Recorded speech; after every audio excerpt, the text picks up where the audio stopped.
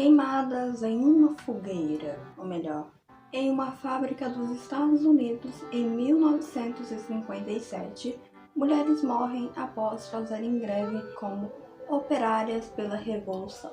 Em homenagem a isso, fizeram o 8 de março, Dia Internacional da Mulher, para poder celebrar a vida dessas mulheres bravas e guerreiras. Essa foi a história que eu aprendi, essa foi a história que você aprendeu e que provavelmente todas as outras pessoas ainda vão aprender durante vários e vários anos. Em primeiro lugar, o primeiro registro dessa data, de um Dia Internacional da Mulher, aconteceu na Segunda Conferência Internacional da Mulher, em 1910, lá na Dinamarca, 47 anos antes desse tal incêndio aí. Isso aconteceu quando feministas marxistas quiseram promover o encontro para poder alcançar mais mulheres para a sua revolução. Elas fizeram então fazer uma data, em comemoração para as mulheres trabalhadoras. E quando eu digo trabalhadoras, leia-se marxistas, pela luta de classes e todas essas coisas que vocês já estão acostumados a saber o que. E por isso, em 1917, mais ou menos, eles então criaram o dia 8 de março.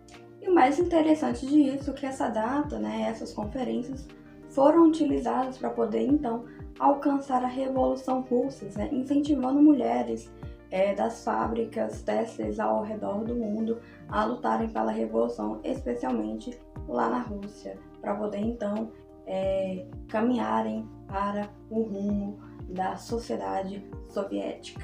Por fim, a data não era para homenagear as mulheres, e sim para poder fazer com que elas se aliassem aos lados políticos daqueles que estavam promovendo aquela data. Mas deixa eu falar uma coisa aqui para vocês. Eu não estou aqui somente para poder falar da farsa que é o Dia Internacional da Mulher. Eu estou aqui para te dizer algo a mais. Infelizmente, nós mulheres, a nossa história é alvo de mentiras o tempo inteiro. E nós não sabemos nem sequer o que nós somos, de onde viemos e o que realmente aconteceu no nosso passado. Prova disso são os 3 mitos que hoje eu resolvi trazer aqui para vocês sobre a nossa história, que infelizmente as pessoas ainda acreditam. E o mais interessante é que esses mitos são propagados justamente pelo movimento que mais diz nos defender. A primeira coisa que mais falam a respeito da mulher é que as mulheres eram proibidas de ler e de estudar e de escrever antigamente. Essa afirmação é tão absurda quanto afirmar que a Terra é plana. Em primeiro lugar, vamos analisar a arte. Quando nós analisamos, nós vemos o que? Pinturas de mulheres lendo com livros abertos, fazendo leituras e coisas do tipo, pinturas antigas.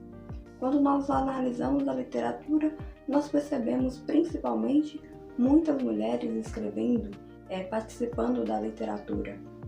Quando nós vamos analisar a escrita, nós percebemos a quantidade de mulheres que trabalharam com isso. Por exemplo, nós tínhamos as copistas, que eram mulheres que trabalhavam na cópia quando a imprensa ainda não era inventada. As pessoas tinham que copiar livros escritos semelhantes, e boa parte dos trabalhadores nessa área eram mulheres, ou seja, elas tinham que aprender a ler e escrever para poder fazer isso. Além de que uma das primeiras feministas, a Mary Wollstonecraft, no livro dela, ou seja, quando a primeira feminista surgiu, as mulheres já escreviam livros. Ela defende um modelo de educação mista, mas ainda diz no livro dela que meninas e meninos tinham aprendizados diferentes, mas isso não significa que eles eram proibidos de ler e de escrever, ou seja, no caso das meninas.